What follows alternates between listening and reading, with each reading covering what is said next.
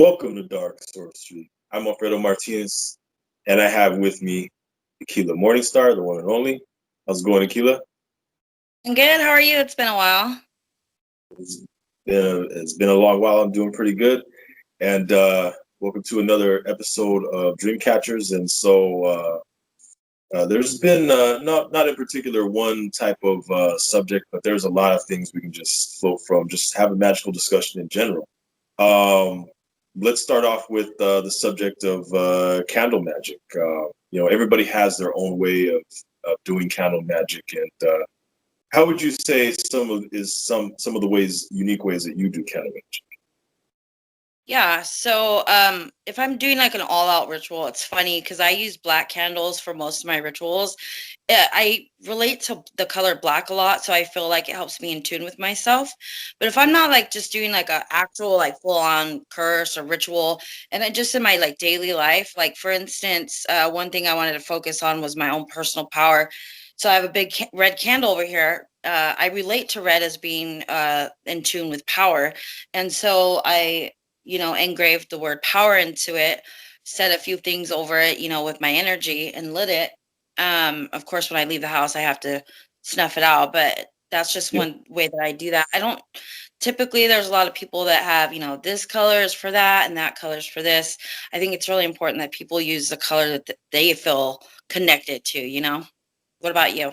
yeah, I agree. I agree that rather than just going off of books, I like to go off of what my spirit says. You know what I mean? What I feel internally and that type of thing. Take for instance, I'll take a colored candle like with red. I feel that not only with love but just passion in general, just anything passionate.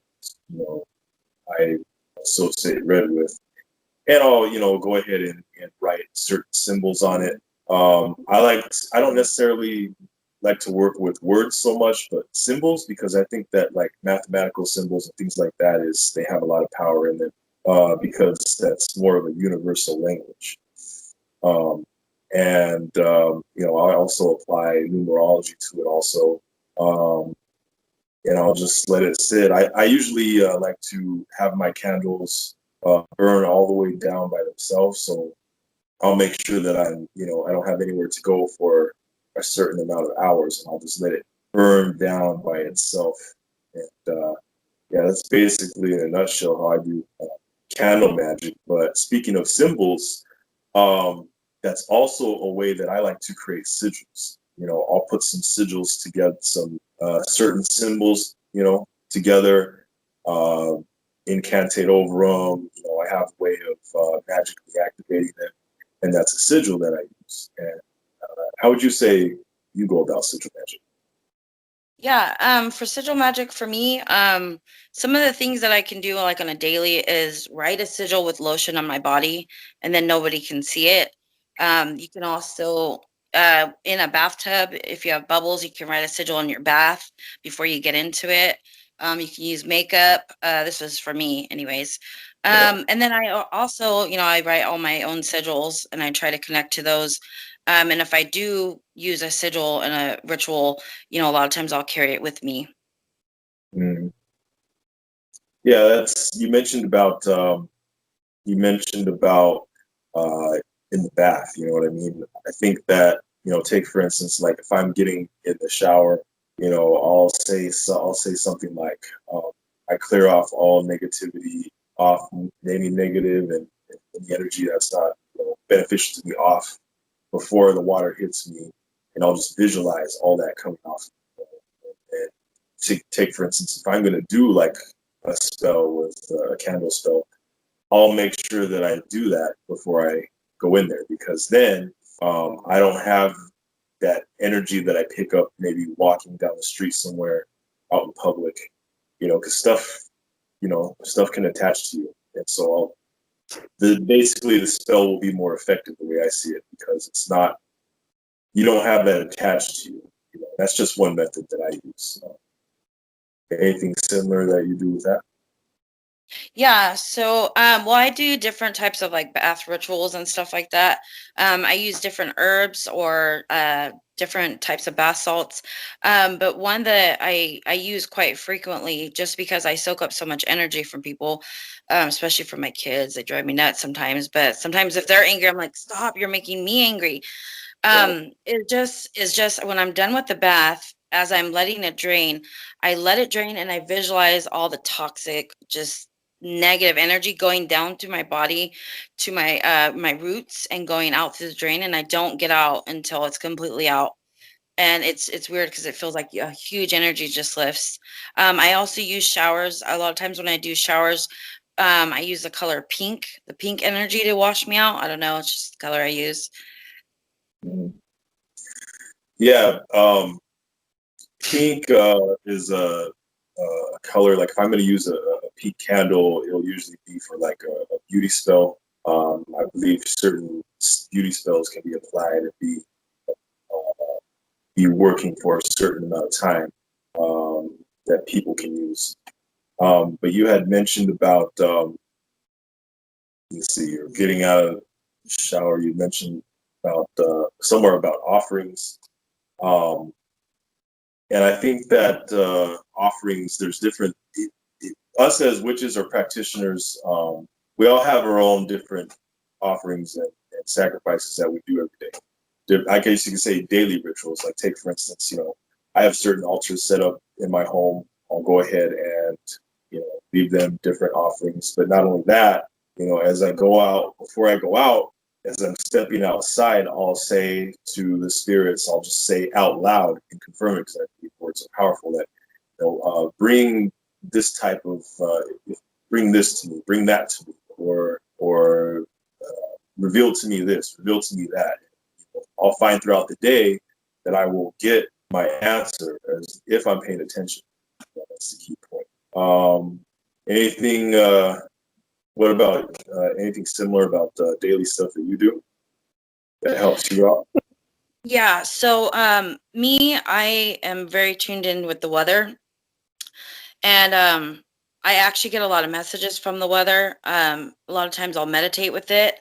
It was really weird because one year, if you remember the snow apocalypse that we had here, but it was really weird because I knew something was coming. We didn't forecast any snow, and it came down. It came so hard, like so much that we weren't expecting. Like we were without power for days.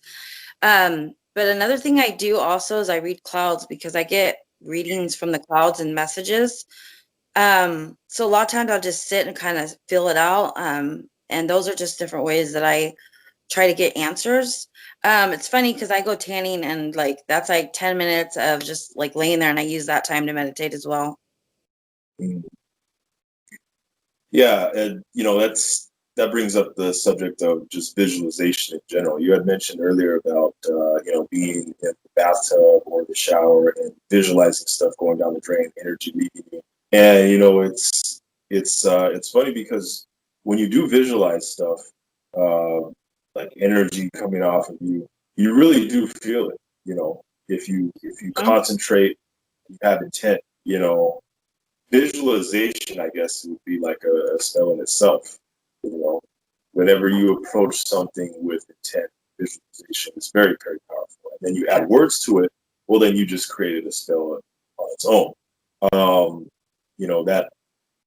that reminds me of like take for instance, like incantation in general. I think every culture has its own version of like every culture, every religion does incantation whether they realize it or not. Like take for instance, Christians, they pray over their food, but when they do, they're speaking words over it with intent. Christians practice incantation whether they want to admit it or not. When they pray over their food. And what do you think? Yeah, actually, you can actually use it for the opposite. So if you're wanting to curse somebody, you can actually draw the energy through your pineal gland, and draw that energy through you, and actually put your hands over it, and you can send the energy to the food. So whatever you want to send to them, and they eat it. So it's can be used either way you want to look at it.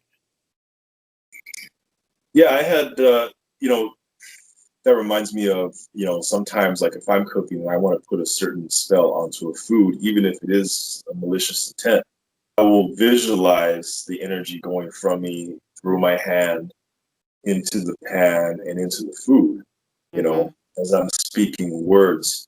Not only that, I had done a video on a chili plant because I do have, like, take for instance, get a chili plant, and you can get like some dead insects, dead spiders, and while the plant is growing, that energy will attach itself to the plant. And then I'll just take some of that and just sprinkle it over the food if somebody comes over I don't like and give it to them. You know what I mean? That's just a little trick that I do that reminded me. But I believe that yeah, you can do incantation for good or for bad, just speaking it over the food. Um, I definitely agree with that. Blessings or curses. Um, Now, let's talk a little bit about the subject of meditation. I believe that meditation is very important to your practice, and I believe that repetition, repetitive meditation, is important. What do you think? Yes. So one thing I wanted to share with you, and I was thinking about this, is that I use meditation throughout the day, like in a way that is like I don't even think that I'm doing it. Like I'm gonna meditate. For instance, like if I'm driving and I'm trying to navigate the roads, I try to do it visually through like a meditation to see like if I should go to this side, am I gonna get through first? And those are like little things that I do, and it actually strengthens your abilities, and I do that all throughout the day, or like knowing to navigate this way or that way. Can you relate, or do you do anything like that daily? Like not just on the road, but like it could be in any situation, like meditating on what's going to come before it comes to make a decision. I always try not to be hasty. So if someone's asking me to do something, or if there's a situation, or I will sit on it and I will meditate on it for at least a few days, depending on how big of a decision it is, before I make it, so that I can get that internal answer for myself. Mhm. Yeah, I also believe that it's good to meditate on things for a few days to, just for confirmation, things that you think that would be an issue. Um, I may, you know, I may associate like the color purple with the psyche. So I'll light a purple candle and I'll take for instance, a certain tarot card that I believe, has to do with intuition. And I'll sit there and I'll meditate. I'll light the purple candle and I'll say, to give me the answers I need. And I'll take that tarot card and I'll just meditate on it. I'll just look at it, visualize it, Mm. you know, and then as I get into a trance, I'll just, go ahead and just meditate on that. And then, within the next, day or two, I usually get the answers that I need just off something like that. But Yeah, I love using tarot cards and rituals or meditating. Just finding that one card that sits with what you're trying to do is a great thing. yeah, especially when, a lot of people don't realize that the cards themselves, they already know what you're gonna ask. You know what I mean? So there's already, especially if you get it, for one, if a deck's given to you, or two, if you can take a deck and there's different ways you can brush off the energy off of it that it's picked up, you know, and say words over it that's alive. I believe, sometimes I'll just pick up my deck and I'll just ask a random question and I'll shuffle it and it already knows what I'm gonna ask. And then there Yeah. you go, there's the answer. What do you think? Yeah, the cards usually fly out on their own. Yeah, exactly. You'll be shuffling the card and then one drops out. Oh, well, that relates to what I was just gonna ask right there. And it's funny because the situation will play out exactly how it says. Sometimes it says stuff that you may not want to hear, It but hey, does. it's gonna Sometimes it does. It does. You know what I mean? I'm sorry. Just like yeah. don't ask if you don't want to know the confirmation. Yeah, it's like you go like, oh, I bet I'm gonna get this answer. Shuffle, shuffle, shuffle.